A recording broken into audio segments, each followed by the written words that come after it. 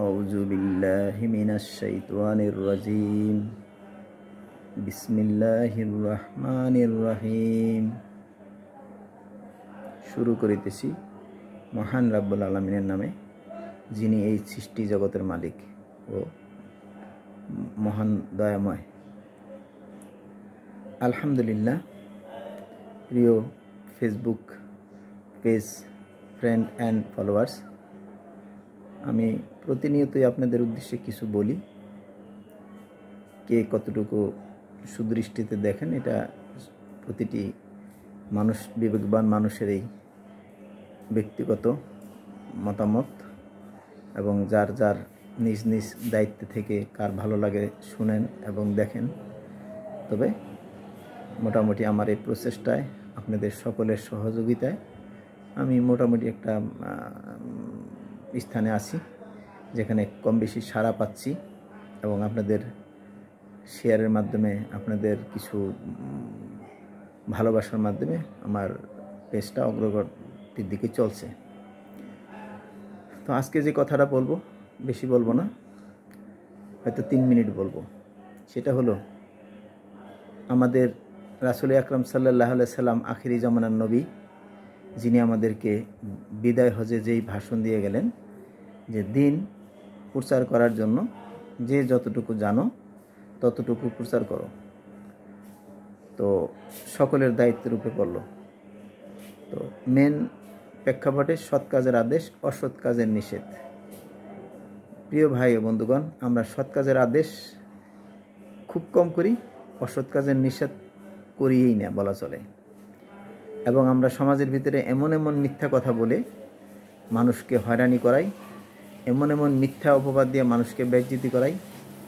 আমরা যদি ঈমান মজবুত করতে চাই, আমাদেরকে যদি ঈমান নিয়ে মরার ভয় থাকে, তাহলে আমরা কোনো মানুষের অগোচরে তার গীবাত করব না, এবং কাউকে নিয়ে কটূক্তি করব না, এবং কাউকে নিয়ে বিন্দু মাত্র মিথ্যা প্রচার করব না।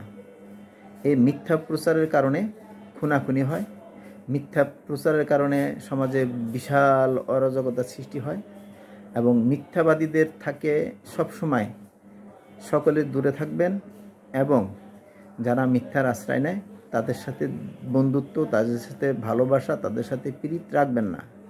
কেন, মিথ্যা এমন একটা জিনিস, সুন্দর করে মুচকি হাসি দিয়ে আপনাকে একটা মিথ্যা কথা বললো, আরেকজনের আরেকটা মিথ্যা কথা বললো, বইলে সে দূরের থেকে বৈশা বৈশা মজা লইব যে এবার দিছি কামড়া বাজায়া, খুন খারাপি হইতে পারে, হাতাহাতি হইতে পারে, এবং বিশাল একটা কুন্দল সৃষ্টি হয়ে যাবে সমাজের ভিতরে।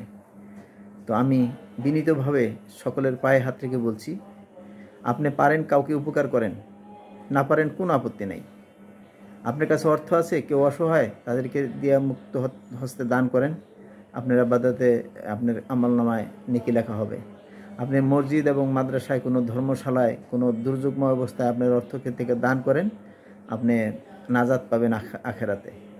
তবে আপনি এমন কাজ করবেন না যেতে করে সমাজের ভিতরে অরাজকতার সৃষ্টি হয়, সমাজে একজন আরেকজনের মারার জন্য প্রিপারেশন নিয়ে নেয়, অথবা একটা মিথ্যা কথা শুনে সে আরেকজনের উপরে রাগান্বিত হয়ে একটা বিশ্রী কাণ্ড শুরু হয়ে যায়।